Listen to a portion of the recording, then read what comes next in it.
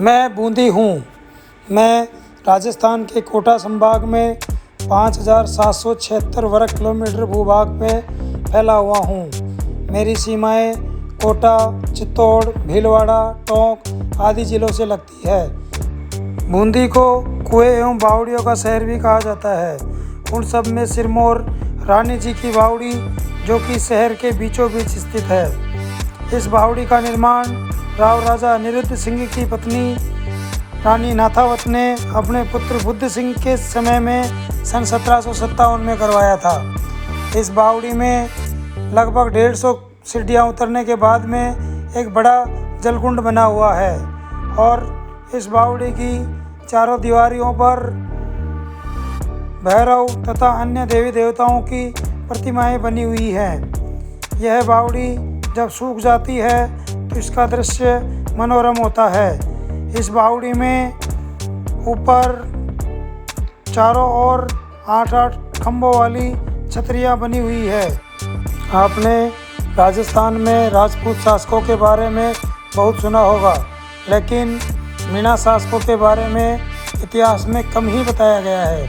जी हाँ दोस्तों, बूंदी का नाम बूंदा मीणा के नाम पर पड़ा, जो कि 13वीं सदी से पहले यहाँ के शासक हुआ करते थे। कुछ इतिहासकारों का अलग मत भी है। बूंदा मीणा के बेटे जैता मीणा द्वारा यहाँ जैत सागर झील का निर्माण करवाया गया। इस जैत सागर झील की पाल पर एक सुंदर महल बना हुआ है, इसे सुख महल कहते हैं। इस सुख महल का निर्माण राजा विष्णु सिंह के समय में उनके विद्वान, उनके दरबार के दीवान व वास्तुविद सुखराम की देखरेख में सन 1776 ईस्वी में करवाया गया था। अतः इस किले का नाम सुखराम के नाम पर सुख महल दिया गया।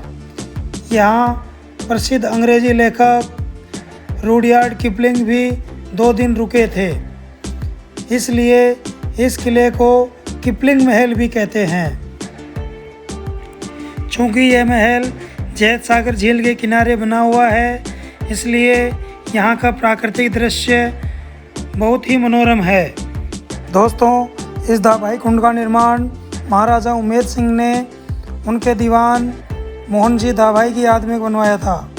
मोहन जी दाभाई जो कि राजा उमेद सिंह के समय में यहाँ के दीवान हुआ करते थे, उन्हें भूलवश उमेद सिंह द्वारा सूली पर चढ़ा दिया गया था। यह पूरी कहानी मैं आपको आगे तारागढ़ फोर्ट की शराब की कहानी में सुनाऊंगा।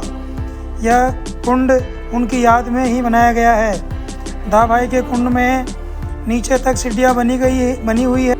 इस कुंड के ऊपर मनोरम छतरियाँ भी बनी हुई है, जो कि आकर्षण का केंद्र होती हैं। बूंदी जिले के ऐतिहासिक स्थलों में एक अन्य स्थल 84 खंभों की छतरी है।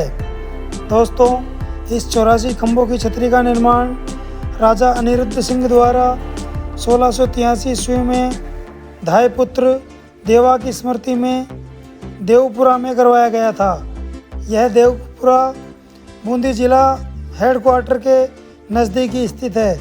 इस छतरी के चारों ओर आपको विभिन्न जीव जंतुओं जैसे हाथी, घोड़ा, शेर, चीता आदि की प्रतिमाएं बनी हुई दिखाई देंगी। यह 84 खंभों की भव्य छतरी, जो कि अपने 84 कलात्मक खंभों की वजह से प्रसिद्ध है।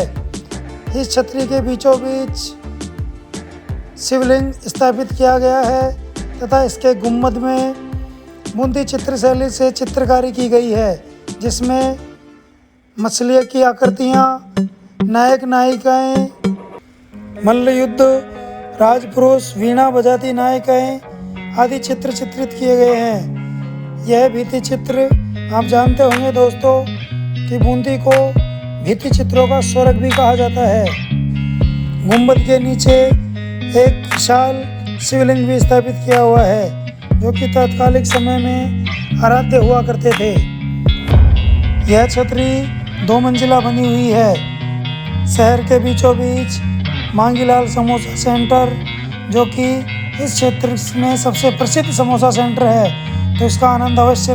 दोस्तों, 13वीं शताब्दी से पूर्व यहाँ मीणा शासकों का राज हुआ करता था, लेकिन 13वीं शताब्दी में हाड़ा चौहान शासक राव देवा ने जैता मीणा को हराकर हाड़ौती वंश की स्थापना यहाँ बूंदी में की।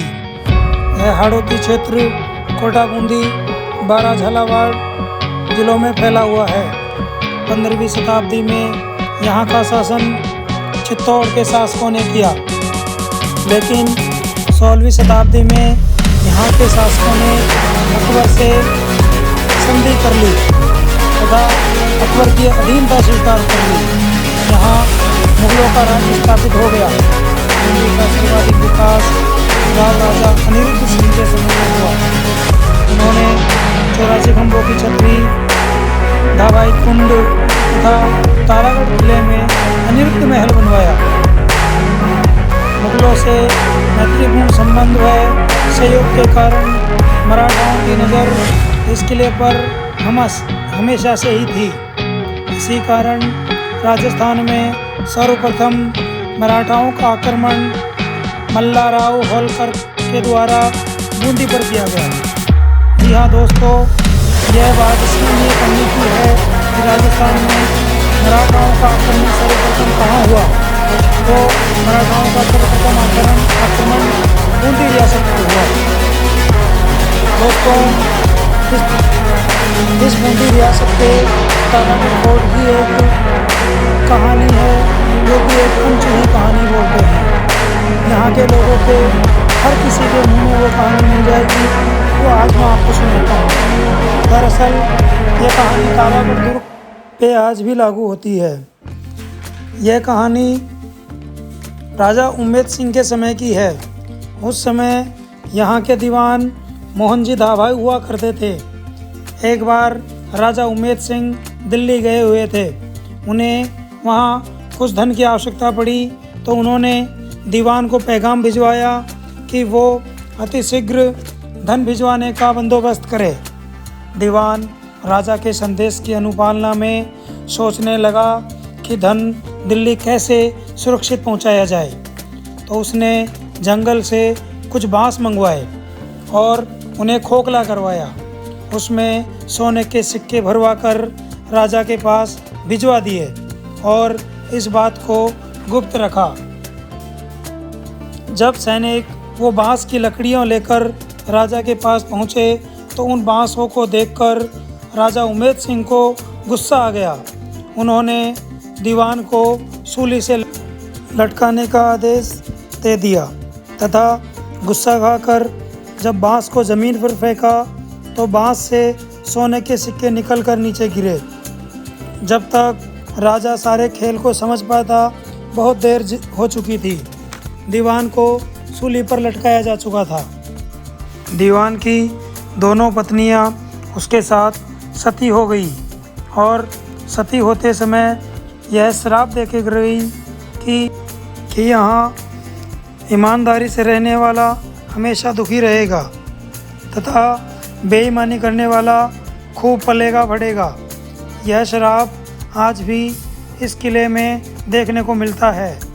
दोस्तों, याद रहे कि राजस्थान में सर्वप्रथम सती प्रथा पर रोक सन 1822 में बूंदी रियासत में लगाई गई थी।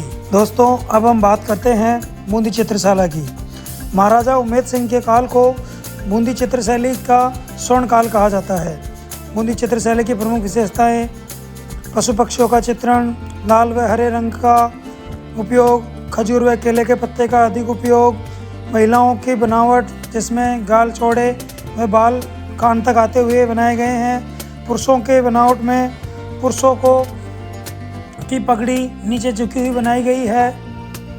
बूंदी चित्रशाला को भित्ति चित्रों का स्वर्ग कहा जाता है। बूंदी चित्रशैली के प्रमुख कलाकारों में सुरजन भान, अहमद अली खान व रामलाल आदि नाम है। प्रसिद्ध चित्रों में रसिक प्रिया, मल्लयुद्ध आदि है। दोस्तों, राजस्थान की प्रथम चीनी मिल, जिसे सन 1965 में बूंदी जिले के केशोरायपाटन में लगाया गया था। यह मिल चीनी का उत्पादन करने में अग्रणी मिल थी, लेकिन अभी वर्तमान में यह चीनी मिल बंद पड़ी है। दोस्तों, बूंदी जिला हेडक्वार्टर से जब नैनवा रोड पे चलेंगे तो रास्ते में 4 बाग की छतरियाँ मिलेंगी। इन 4 बाग की छतरियों से थोड़ा सा आगे चौथ माता का विशाल मंदिर पहाड़ी पर बना हुआ है। दोस्तों, बूंदी जिले के पूर्व में रामगढ़ विषधारी अभ्यारण्य भी स्थित है, जिसमें हाल ही में एक शेर शेरनी का जोड़ा लाकर छोड़ा गया है। यह टाइगर रिजर्व क्षेत्र भी है। दोस्तों, जो लोग राजस्थान के लिए यह धारणा रखते हैं कि राजस्थान में रेगिस्तान के मरुस्थल के अलावा कुछ नहीं है, उसे एक बार बूंदी ज़रूर आना चाहिए तथा अपने भ्रम को दूर कर लेना चाहिए। यहाँ आपको घने जंगल, पहाड़ियाँ, नदी, नाले, तालाब, झीलें तथा प्राकृतिक सौंदर्य देखकर ऐसा लगेगा जैसे रेगिस्तान में नहीं, हम किसी पहाड़ी क्षेत्र में उत्तरी भारत के विशाल पहाड़ों में आ गए हों। यहाँ पे उत्पन्न होने वाले चावल, जिसे कि मखमली चावल, बासमती चावल कहते हैं, जो कि यहाँ के खेतों से गुजरते ही इसकी महक से आगंतुकों का मन मोह लेती है। यहाँ पे बूंदी के बाईपास बूंदी टनल है, जो कि अति सुंदर, बहुत ही सुंदर बनाई गई है। यह राजस्थान की सबसे लंबी सड़क सुरंग है। बूंदी में भाद्रपद माह में कजली तेज का मेला कुंभा स्टेडियम में लगता है तथा इंद्रगढ़ में बीजासन माता का मेला भी लगता है। बीजासन माता का मेला वर्ष में 3 बार लगता है। केशवरायपाटन में चंबल नदी के किनारे केशव जी का विशाल मंदिर भी है। दोस्तों, बूंदी ज़िले में बारिश के मौसम में अनेक जगह प्राकृतिक झरने देखने को मिलते हैं, जिनमें रामेश्वर महादेव, झर महादेव व भीमरथ महादेव प्रसिद्ध है।